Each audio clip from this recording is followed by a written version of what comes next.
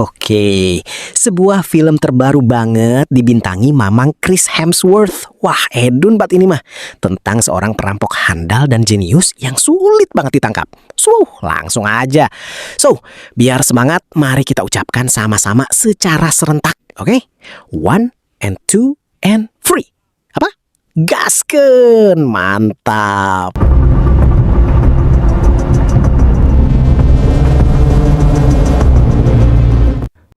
Berlatar di Los Angeles, kita dikenalkan dengan perampok profesional bernama Davis, yang selama aksinya sama sekali belum pernah tertangkap oleh polisi.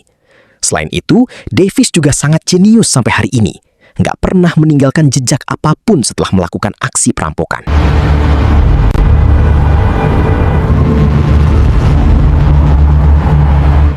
Pada suatu hari, Davis lagi bersiap-siap beraksi, yang mana kali ini akan merampok berlian yang sangat berharga.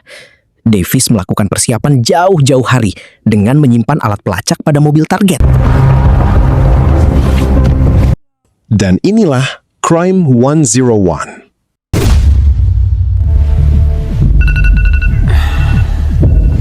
Shin berpindah memperlihatkan anak buah dari pengusaha berlian yang, kita panggil aja dia Angelo lah ya. Requestan dari Brad kita yang satu ini ditugaskan untuk mengantar berlian pesanan klien.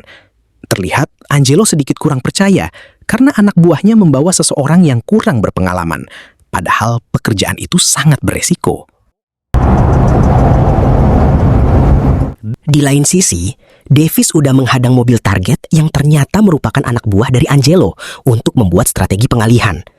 Saat mengantarkan berlian nanti, Davis bersiap dan langsung membuka bagasi belakang untuk menyekap orang itu. Meskipun selalu membawa senjata demi berjaga-jaga, tapi selama beraksi, Davis sama sekali belum pernah membunuh orang dan beraksi dengan sangat rapi.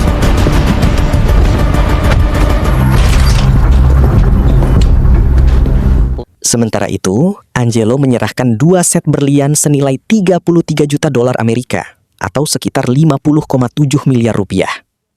Angelo juga memberikan berlian palsu untuk mengalihkan perhatian dengan meletakkannya pada koper. Sedangkan berlian asli disimpan pada pergelangan kaki anak buahnya.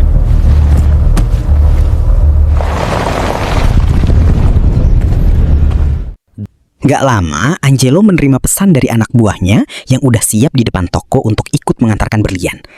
Tanpa disadari, pesan tersebut ternyata dikirim oleh Davis menggunakan HP anak buah Angelo. Tetapi Angelo sama sekali nggak menaruh curiga.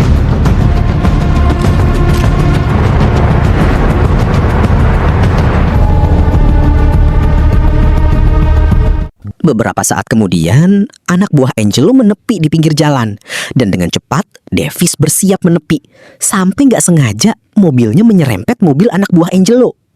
Saat mereka membuka kaca, Davis udah bersiap dengan senjata. Dan aksi perampokan itu pun dimulai. Kneel down back to the car. Davis meminta mereka keluar dari mobil dan menyerahkan berlian.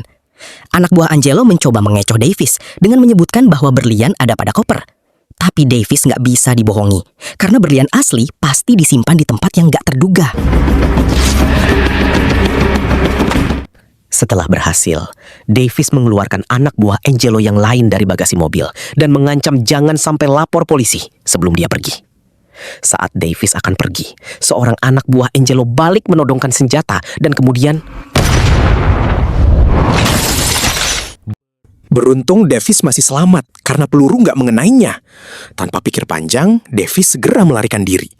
Davis mengemudikan mobil dengan sangat ugal-ugalan karena baru kali ini hampir tertembak. Padahal Davis udah menyiapkan semuanya dengan sangat matang.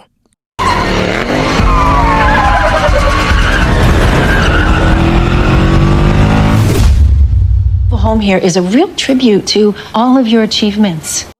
Shin berpindah, di mana kita dikenalkan dengan seorang pegawai asuransi bernama Sharon lagi menawarkan produk kepada mafia bernama Monroe. Tetapi Monroe menolak mentah-mentah tawaran Sharon karena merasa rumahnya udah sangat aman dan tentu nggak butuh asuransi untuk semua barang berharganya. Di lain sisi, kita juga dikenalkan dengan detektif kepolisian bernama Lowe. Ternyata, dia datang untuk menginvestigasi kasus perampokan berlian. Saat tiba di TKP, Lowe udah nggak asing karena perampokan lagi-lagi terjadi. Tepat di Jalan 101, Lowe segera menginterogasi para korban dan langsung mengambil kesimpulan bahwa si perampok atau Davis kemungkinan besar bekerja sama dengan anak buah Angelo. A gun misfired. He had a gun. Lowe sempat bersitegang dengan rekannya karena dia yakin pelaku perampokan ini sama dengan perampok yang selama ini dicari. Lowe nggak sembarangan menyimpulkan karena akhir-akhir ini banyak perampokan yang terjadi tapi pelaku nggak meninggalkan jejak apapun.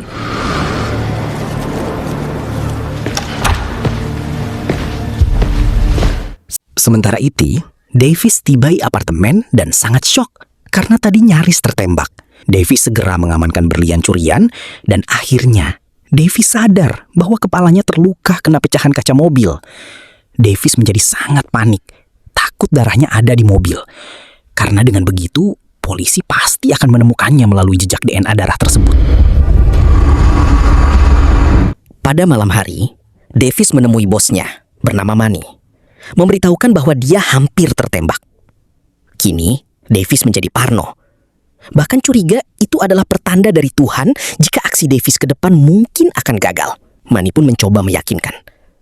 Tapi Davis memilih menenangkan diri dan menolak untuk melakukan aksi perampokan selanjutnya.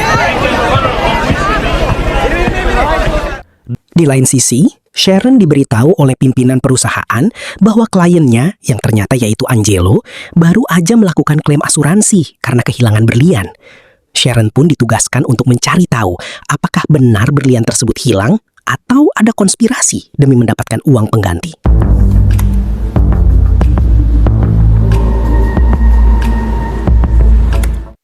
Sementara kini, Angelo melapor ke kantor polisi dan lagi diinterogasi oleh Lowe. Berdasarkan hasil penjelasan, Lowe merasa bahwa Angelo benar-benar kehilangan berlian. Apalagi ada indikasi bahwa jalur komunikasi Angelo telah dihack oleh si pelaku. Meskipun sempat curiga, Lowe yakin bahwa aksi tersebut murni And perampokan. how could he know who's intending to transport something before they... Kembali pada Davis, dia lagi bertemu dengan seseorang bernama Devon. Diketahui, ternyata Devon merupakan hacker yang selama ini bekerja sama dengan Davis. Saat itu, Davis meminta Devon agar mencari tahu detail informasi tentang Sharon.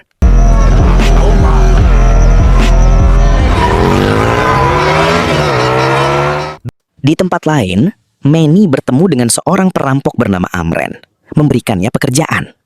Karena Davis berhenti, Manny meminta Amren jangan membuatnya kecewa. Karena jika berhasil, maka Amren akan diberikan lagi pekerjaan dan imbalan yang besar. Ngapain ngerampok sendiri aja malah kerja buat orang? Aneh. Beberapa saat kemudian, Davis lagi dalam perjalanan menuju apartemen. Tapi tiba-tiba, dari belakang mobil Davis ditabrak. Davis sempat panik karena masih parno. Tapi ternyata orang yang menabrak itu adalah seorang wanita cantik mencunut amburahoy dan manis bagaikan gula kawung bernama Maya. Davis segera menghampiri Maya. Tapi Maya meminta data asuransi Davis untuk diganti. Tapi Davis malah ingin membayar Maya agar urusan cepat selesai daripada harus menyerahkan informasi pribadi. Tentu Maya sangat heran hingga Maya meminta Davis menuliskan nomor telepon. 11315 South Road. Pada keesokan hari, Sharon bertemu dengan Lau membahas berlian Angelo yang telah dirampok. Sharon meyakinkan Lau bahwa Angelo harus dites kejujuran demi mencari tahu apakah benar berlian tersebut dirampok atau hanya trik untuk mendapatkan uang ganti dari asuransi. Dengan tegas, Lau langsung menolak karena semua yang disampaikan Angelo itu benar.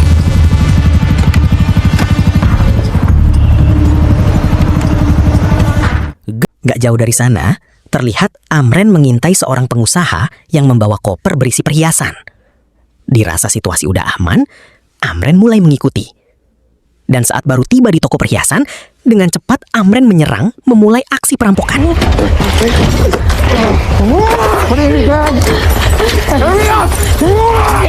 Berbeda dengan Davis, Amren beraksi dengan sangat gegabah. Bahkan hampir terkunci dalam toko, Amren mengancam semua pengunjung agar segera membuka pintu. Tapi saat akan keluar, Amren memilih kembali dan merampok lebih banyak perhiasan. Saat akan keluar, pintu toko itu kembali terkunci. Lalu Amren menjadi sangat marah dan mengancam akan menghabisi semua orang. Akhirnya Amren berhasil keluar, meskipun aksinya itu akan sangat mudah dilacak oleh para polisi. Di tempat lain, Lau ditegur oleh komandan karena dia masih belum bisa memecahkan kasus perampokan. Lau mencoba menjelaskan bahwa dia yakin si perampok adalah orang yang sama, tapi polisi di lapangan lelet untuk menangkapnya. Sontak komandan Lau kesal karena banyak kasus yang gagal diselesaikan. Atas hal itu, Lau pun diminta agar menyerahkan kasus tersebut pada tim lain. Sementara itu, Davis masih makan malam dengan Neneng Maya. Karena diem-diem, Davis terpesona pada pandangan pertama. Aduh, tentu Maya kaget. Apalagi Davis mengajaknya makan malam di tempat mewah. Padahal menurut Maya, makanan kaki lima rasanya jauh lebih enak. Mereka pun saling bercerita tentang pekerjaan. Tapi tentu Davis nggak terus terang dengan apa yang dia lakukan. Software development. Keputusan Davis mengajak Maya makan di tempat mewah ternyata membuat Maya nggak nyaman dan merasa nggak setara dengannya. Tapi Davis menjelaskan bahwa dia juga baru pertama kali makan di sana. Akhirnya mereka pun memilih pergi dan menikmati makanan kaki lima. Work. I had to move. Saat akan pulang, Davis nggak sengaja melihat berita aksi perampokan di toko perhiasan yang seharusnya dia lakukan. Davis nggak habis pikir karena si perampok sangat nekat, berbeda dengannya yang selalu berhati-hati dan menyiapkan semua rencana dengan sangat matang. Itu membuat Davis menjadi sangat yakin akan berhenti menjadi perampok. Di waktu yang sama, Lau dan rekannya juga melihat aksi perampokan. Tapi Lau yakin itu bukan perampok yang dia cari. Karena si perampok nekat melukai korbannya meskipun aksi tersebut dilakukan di Jalan 101. Our guy never hurt anyone. Ternyata Davis menemui Manny meminta imbalan karena aksi perampokan di toko perhiasan itu telah lama dia rencanakan. Meskipun Davis nggak mau melakukannya, tentu Manny menolak memberi Davis imbalan karena udah diberikan pada Amren. Sebelum pergi, Davis berkata jika dia nggak sudi lagi untuk bekerja sama dengan Manny dan akan benar-benar berhenti menjadi seorang perampok. I'll be here when you come back. Dari sana, Manny bertemu dengan Amren, memberitahukan bahwa Davis kemungkinan akan melakukan aksi perampokan. Manny meminta agar Amren terus mengawasi karena Man nggak ingin kecolongan dan Amren harus merampok Davis jika yang diincar udah didapat.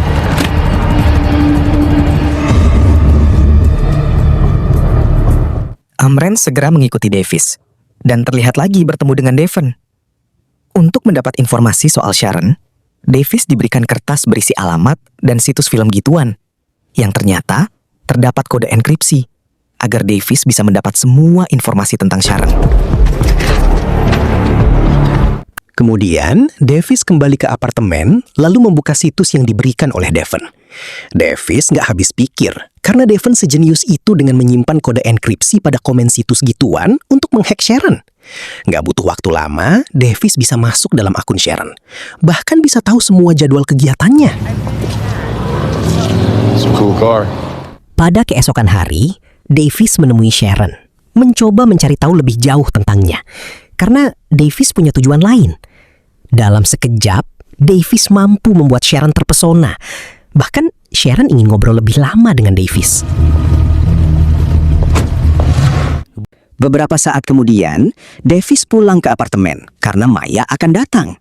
Davis sangat gugup karena Maya terus bertanya dan penasaran dengan apa yang selama ini Davis lakukan. Tatapan Maya membuat Davis semakin gugup. Apalagi Maya berkata bahwa Davis merupakan pria yang sangat misterius. Maya mencoba menggoda Davis dengan mengajak berdansa, menikmati malam yang sangat indah. Mereka pun sama-sama terbawa suasana, hingga akhirnya mereka pun, dahlah, tape sensor. Setelah puas bertempur, Davis ke balkon apartemen dan dari kejauhan melihat orang yang lagi mengawasi. Itu membuat Davis gak nyaman. Dan tanpa pikir panjang, Davis segera pergi ke parkiran dan mengecek mobilnya hingga berhasil menemukan sebuah alat pelacak.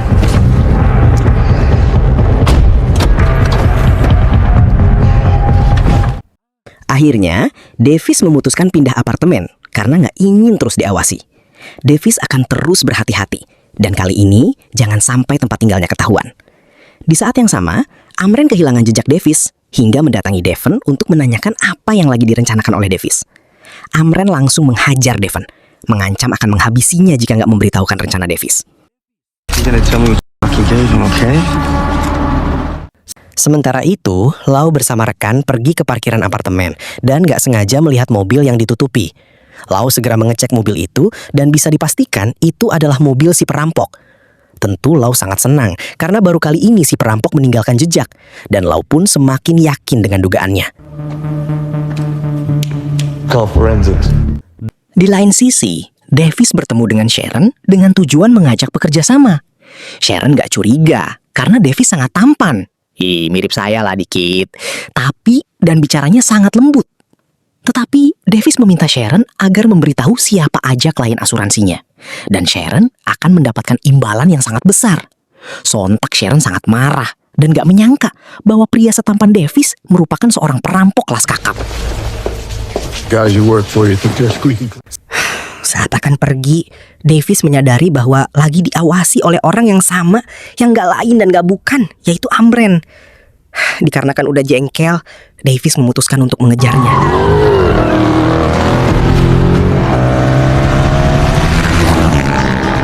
Davis terus tancap gas mendekatkan mobil dengan motor Amren. Davis hampir aja kehilangan jejak, tapi Amren berhenti dan seperti ingin menantang Davis.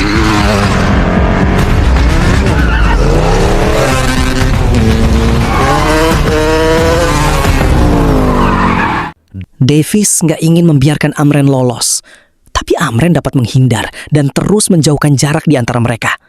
Dengan sekuat tenaga, Davis terus tancap gas, bahkan sampai melawan arah agar bisa menangkap Amren. Tapi Amren malah terlihat semakin jauh.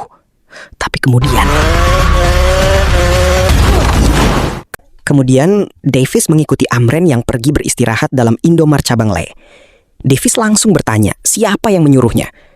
Tapi Amren gak mau memberitahu dan tentu membuat Davis sangat marah. Davis menggablok Amren karena gak mau mengaku, hingga Davis mengancam dengan senjata. Hingga Amren berkata bahwa dia diperintah oleh Manyu.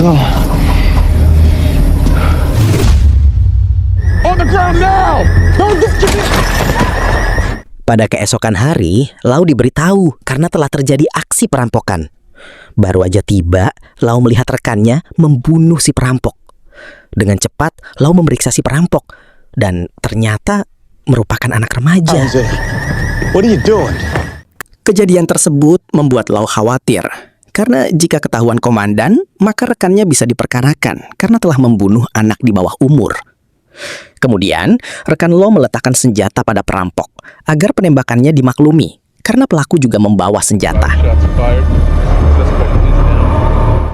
Dari sana, Lau dipanggil oleh komandan, memberitahu jika kejadian tadi akan ditinjau oleh pihak terkait.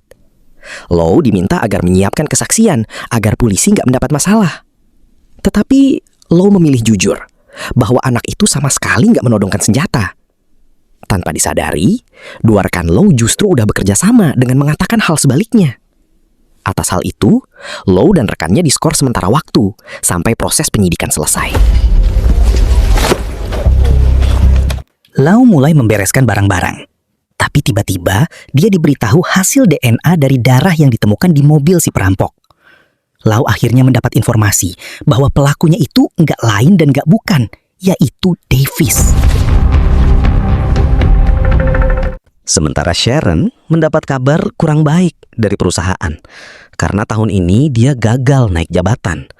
Mendengar itu, Sharon sangat kesal. Padahal udah berdedikasi tinggi, tapi jabatannya masih stuck dan gajinya tetap segitu-gitu aja. Akhirnya, Sharon akan bekerja sama dengan Davis agar bisa merubah hidupnya. Sharon udah gak peduli dengan klien, karena perusahaannya sendiri nggak peduli padanya.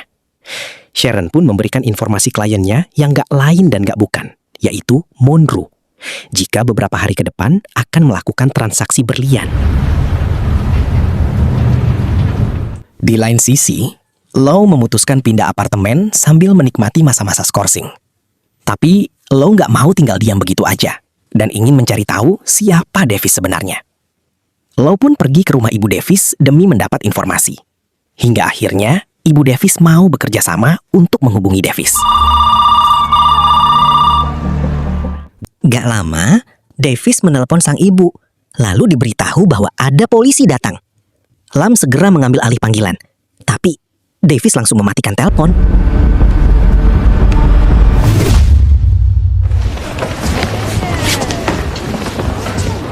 Pada pagi hari, Lau yang lagi yoga dihampiri oleh Sharon karena kebetulan mereka berlatih di tempat yang sama. Sontak, Lau sangat terkejut karena mata Sharon mengalami luka lebam akibat dihajar oleh Amren. Akhirnya, Sharon memberitahu semua rencana Davis dan juga Amren jika mereka akan melakukan perampokan berlian.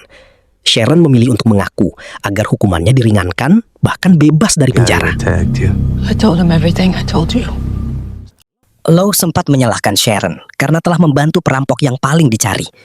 Tetapi Lau akan membantu Sharon dan akan berusaha menggagalkan aksi perampokan itu agar Lau bisa kembali bertugas di kepolisian.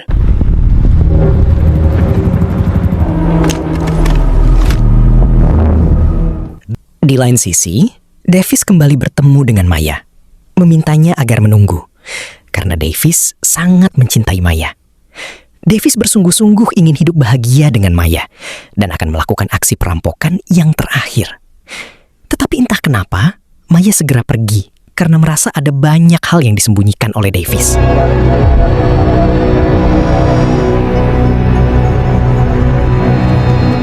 Dari sana, Davis kembali ke apartemen.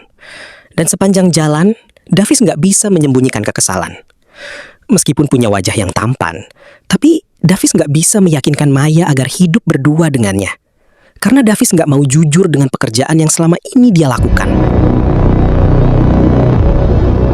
Sementara itu, Lau bersiap menyamar menjadi suruhan Monroe membawa berlian dari kurir. Di saat yang sama, Davis juga bersiap-siap berpura-pura menjadi anak buah Monroe untuk menjemput kurir pembawa berlian. Ternyata, Amren juga bersiap menyamar menjadi pegawai hotel untuk menyergap Davis setelah berhasil merampok berlian dari Monroe nanti.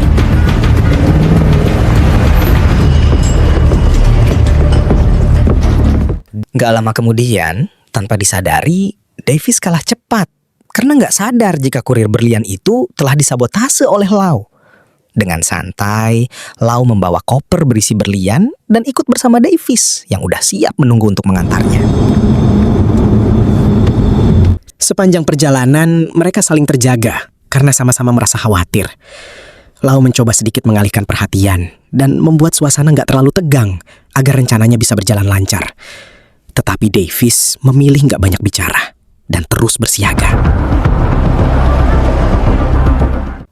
Setibanya di tempat tujuan, Davis segera mengantar Lau ke kamar Monroe sambil terus memperhatikan situasi.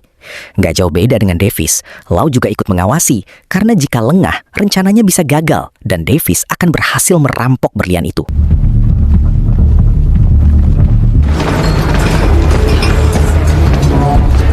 Davis mencoba sebaik mungkin agar Lau nggak curiga padanya. Meskipun Davis sama sekali nggak tahu Lau adalah polisi dan udah tahu dengan semua rencananya. Saat tiba di kamar Monroe, tanpa pikir panjang, Davis segera menutup pintu dan langsung mengeluarkan senjata. Don't hurt me! Suasana berubah menjadi sangat menegangkan. Davis meminta agar Monroe mengeluarkan semua uang serta berlian yang ada. Lara pun menyadari, meskipun Monroe sempat nggak nurut, tapi Davis sama sekali nggak berbuat kasar dan hanya mengancam aja.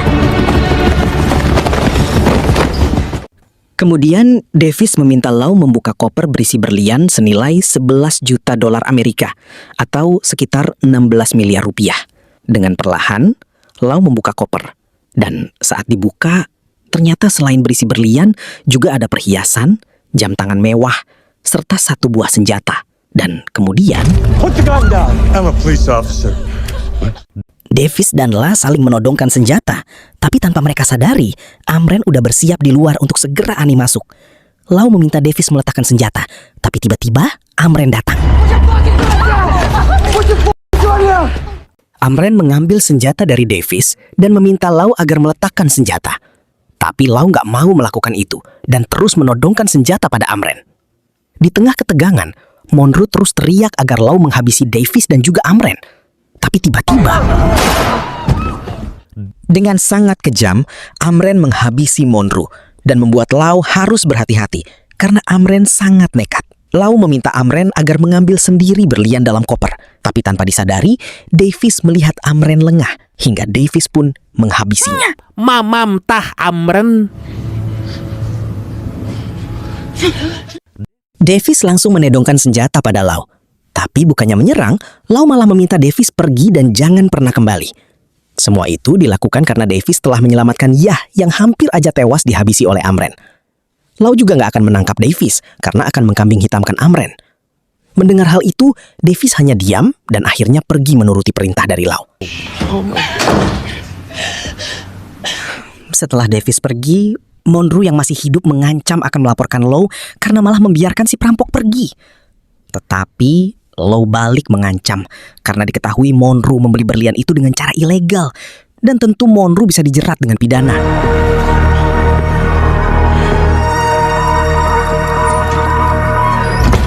Singkat cerita, Davis memilih pergi keluar kota, memulai kehidupan barunya dan berhenti menjadi seorang perampok. Davis sangat senang karena bisa mengikuti kata hati dan akan berjuang untuk hidup bahagia dengan Maya. Di lain sisi, Lau pergi menemui Sharon, memberikan sebagian berlian milik Monroe demi kebutuhan hidup. Lau merasa Sharon layak mendapatkannya, apalagi Sharon diperlakukan tidak adil oleh perusahaan. Di tengah-tengah itu, Lau mendapat pesan dari Davis melalui HP Sharon jika Davis akan memberikan sesuatu sebagai tanda terima kasih. Lau segera pergi mengecek apa yang diberikan Davis dan sangat gak menyangka Lau mendapat mobil mewah kesayangan Davis. Lau hanya tersenyum karena gak menyangka dengan apa yang dia dapat. Padahal Davis merupakan orang yang selama ini dia kejar, tetapi malah berakhir baik dan saling menolong.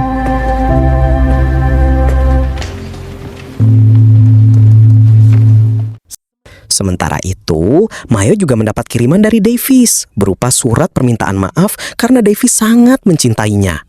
Davis berjanji akan lebih jujur dan menjalani kehidupan yang lebih baik agar bisa hidup bahagia bersama Neneng Maya. Aduh, dan akhirnya film ini pun tamat. Itu dia, Brett. Wah, nggak akan pernah gagal deh kalau Mamang Tur yang udah main mah. Jangan lupa tonton full filmnya langsung ya, Brett, karena seru banget loh. Oke lah Bradu, makasih banyak udah nonton sampai akhir. Seperti biasa, mohon maaf karena masih banyak kekurangan.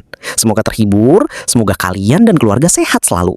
Salam sukses, salam santuy, dan see you next time. Bye-bye. Yeah.